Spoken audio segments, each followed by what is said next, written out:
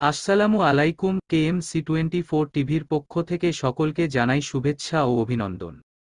বিকেলের মধ্যেই চালু হচ্ছে ফেসবুক, ইউটিউব সহ সব সামাজিক মাধ্যম। টেলিযোগাযোগ ও তথ্য প্রযুক্তি প্রতিমন্ত্রী জুনাইদ আহমেদ পলক বলেছেন, আজ বুধবার বিকেলের মধ্যেই দেশে প্রচলিত সব সামাজিক যোগাযোগ মাধ্যমের ক্যাশ সার্ভার খুলে দেয়া হবে। এর ফলে বিকেল থেকেই বাংলাদেশ থেকে Facebook, WhatsApp, Messenger, Instagram, YouTube আগের মতো নিরবচ্ছিন্নভাবে চালানো সম্ভব হবে।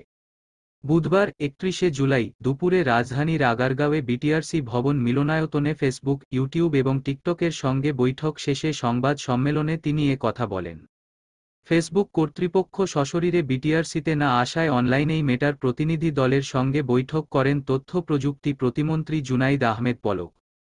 এ সময় বাংলাদেশ টেলিযোগাযোগ নিয়ন্ত্রণ কমিশনের বিটিআরসি চেয়ারম্যান সহ বিভিন্ন পর্যায়ের উচ্চপদস্থ কর্মকর্তারাও উপস্থিত ছিলেন।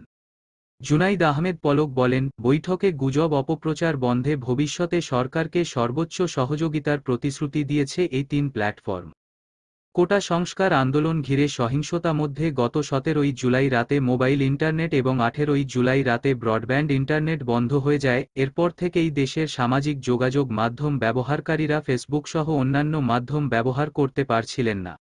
5 দিন পর 23 জুলাই রাতে পরীক্ষামূলকভাবে ব্রডব্যান্ড ইন্টারনেট সেবা চালু করা হয়। অগ্রাধিকার ভিত্তিতে কূটনীতিক পাড়া, ব্যাংক ও আর্থিক প্রতিষ্ঠান, বিদ্যুৎ, ফ্রিল্যান্সিং ও প্রযুক্তি এবং রফতানিমুখী খাতে অগ্রাধিকার ভিত্তিতে এ সেবা চালু হয়। পরে বাসাবাড়িতেও ব্রডব্যান্ড ইন্টারনেট চালু করা হয়।